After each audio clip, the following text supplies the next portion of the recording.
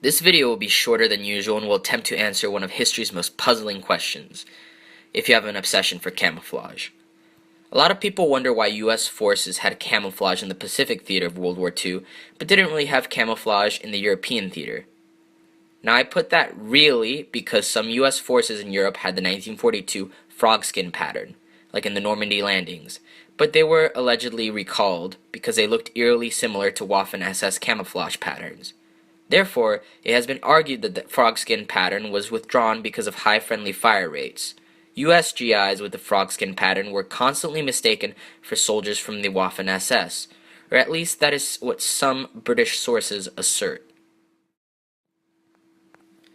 Upon reflection, this seems to be plausible since the 1942 frogskin pattern bore resemblance to the Waffen SS oak leaf patterns that were produced from 1942 onward and the Sumpfmuster pattern that was made in 1943. What makes the problem difficult is that camouflage was in use in the Waffen SS since 1937, clearly preceding the 1942 frogskin pattern.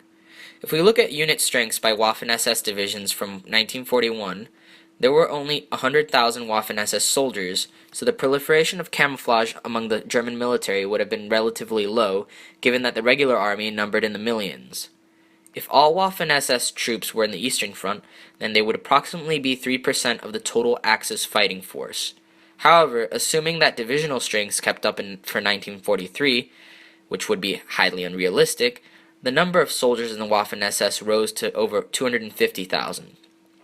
That's an approximate increase to 8% of total Axis fighting strength in the Eastern Front, assuming all Waffen SS units were stationed there, which is not the case. The numbers only further increase, showing Germany's increased reliability on the extra manpower from volunteer units in the Waffen SS. During the Normandy landing in 1944, 6 SS divisions engaged Allied forces.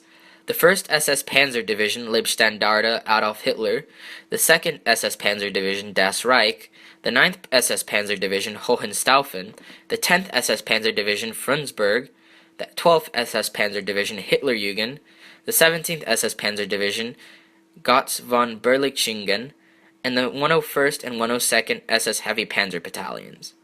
The argument goes that since the 1942 frogskin pattern was introduced in Europe to American units during this time period, it would be likely that they could have been mistaken for thousands of Waffen SS soldiers that represented a much higher proportion of German forces in the area. Axis fighting strength in Normandy was around 380,000 by July 1944. Assuming each division had a strength of around 10,000, that would mean over 60,000 SS soldiers fought in the area at the time, meaning about 16% of German forces in the area were Waffen SS.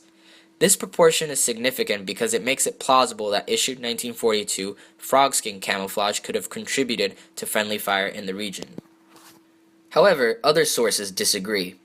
I was able to investigate counter-evidence in the Axis history forums, which stated that 3 test battalions of the 2nd Armored and 2nd and 30th Infantry Divisions were given the uniforms, but that there was no evidence of friendly fire. Furthermore, there are photographs of American GIs wearing the frogskin pattern as late as September of that year. Some speculate that the reason British sources came up with this theory is because of a relatively small pool of candidates that wore the uniform and the high turnover rate of such units due to the frontline positions.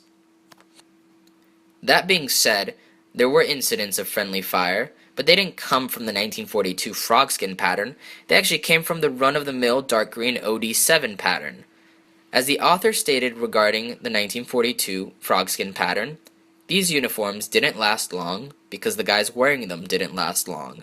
A grim reality for a puzzling question. Therefore, because of the proportion of Waffen SS troops in Normandy, it seems plausible that friendly fire could have occurred due to the frogskin pattern. However, the counter-evidence points to the conclusion that such friendly fire incidents were scarce and did not affect the overall opinion to test the pattern.